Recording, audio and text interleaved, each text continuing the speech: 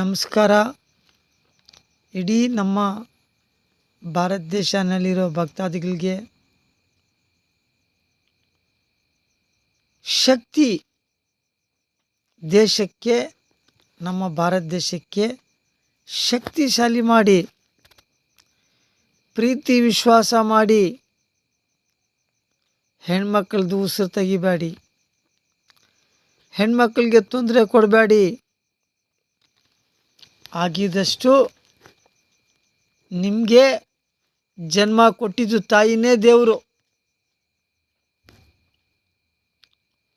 ನಿಮ್ಮ ಕುಟುಂಬಸ್ಥರೇ ನಿಮಗೆ ದೊಡ್ಡವರು ಆಶೀರ್ವಾದ ಮಾಡೋರು.